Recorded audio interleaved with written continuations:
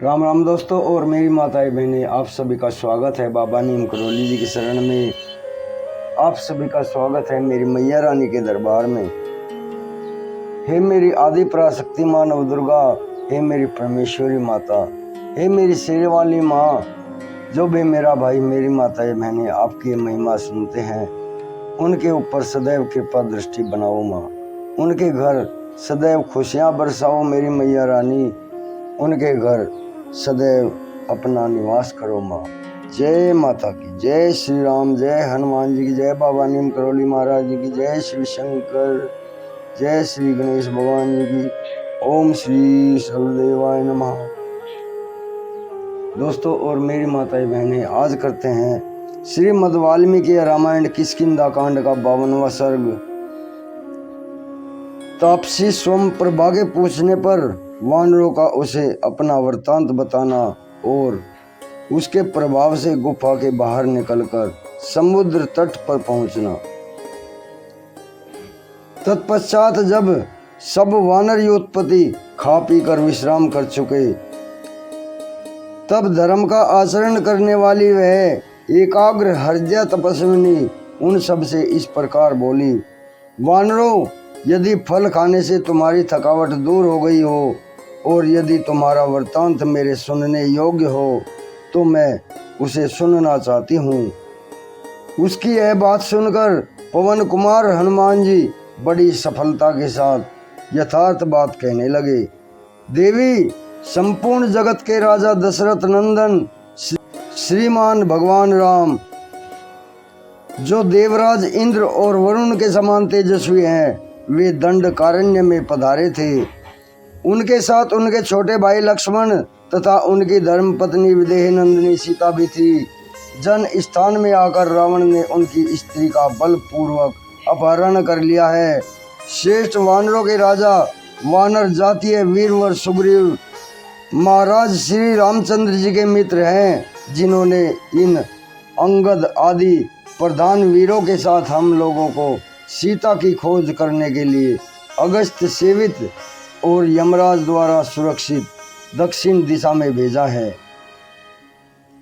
उन्होंने आज्ञा दी थी कि तुम सब लोग एक साथ रहकर विदेह कुमारी सीता सहित उस इच्छानुसार रूप धारण करने वाले राक्षस राज रावण का पता लगाना। हमने यहाँ का सारा जंगल छान डाला, अब दक्षिण दिशा में समुद्र के भीतर उनका अन्वेषण करना है। अब तक सीता का कुछ पता नहीं लगा और हम लोग भूख प्यास से पीड़ित हो गए। अंत में हम सब के सब एक वृक्ष के नीचे थक कर बैठ गए। हमारे मुख की कांति फीकी पड़ गई। हम सभी चिंता में मग्न हो गए थे। चिंता के महासागर में डूबकर जब उसका पार नहीं पा रहे थे, इस समय चारों ओर दृष्टि दौड़ाने पर हमको यह विशाल गुफा दिखाई पड़ी, जो लता और वृक्षों से ढकी हुई तथा अंधकार से आच्छन्न थी। थोड़ी ही देर में इस गुफा में हंस, कुरर और सारस आदि पक्षी निकले, जिनके पंख जल से भीगे थे और उनमें कीचड़ लगी हुई थी। तब मैंने वानरों से कहा, अच्छा होगा कि हम लोग इसके भीतर प्रवेश करें। इन सब वानरों को भी यह अनुमान हो गया कि गुफा के भीतर पानी है।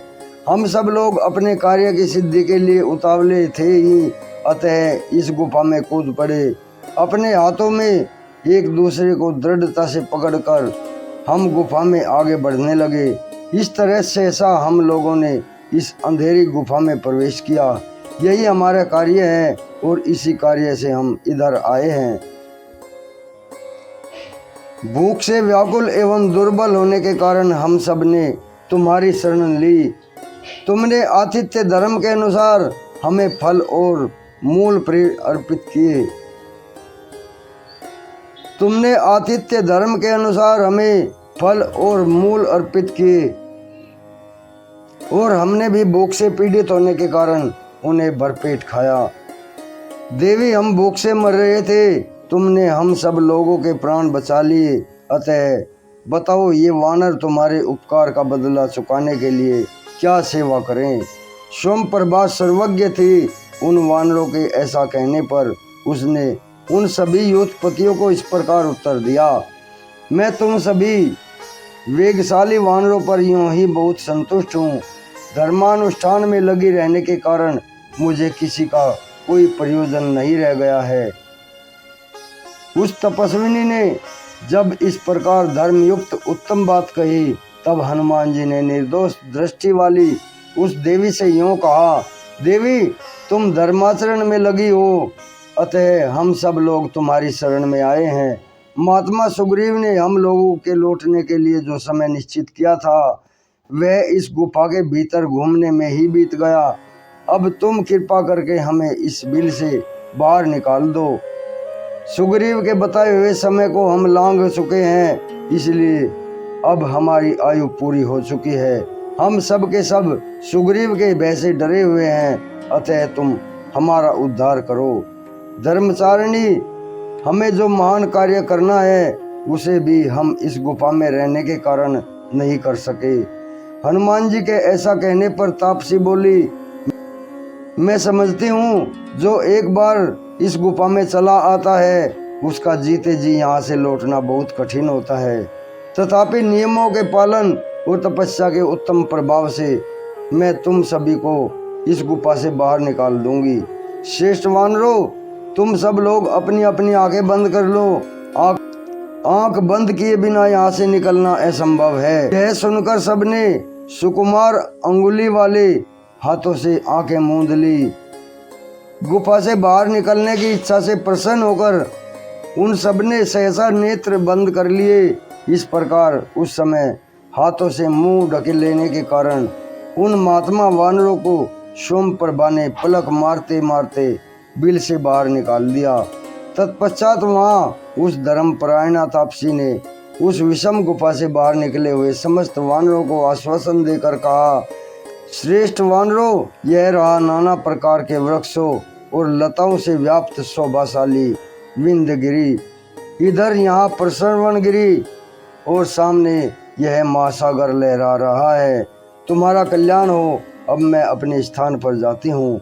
ऐसा कहकर सोमप्रभा उस सुंदर गुफा में चली गई। इस प्रकार श्री वाल्मीकि निर्मित आर्ष रामायण आदि काव्य के किष्किंधा कांड में 52वां सर्ग पूर्ण हुआ। जय श्री राम। दोस्तों और मेरी माताएं बहनें, श्रीमद् वाल्मीकि रामायण किष्किंधा कांड का 52वां सर्ग पूर्ण हुआ है। कल मैं आपको 53वां सर्ग सुनाऊंगा। लौटने की अवधि बीत जाने पर भी कार्य सिद्ध न होने के कारण सुग्रीव का कठोर दंड से डरने वाले अंगद आदि वानरों का उपवास करके प्राण त्याग देने का निश्चय। अब दोस्तों और मेरी माताएं बहनें, अभी आज्ञा लेता हूँ। कल फिर प्रभु की शरण में आपसे मुलाकात होगी। आपके ऊपर सदैव कृपा दृष्टि बनाए रखे मेरे बाबा नीम करोली जी, मेरे हनुमान बजरंग बली, मेरे श्री राम प्रभु। ओम श्री सर्वदेवाय नमः। जय श्री राम, जय हनुमान।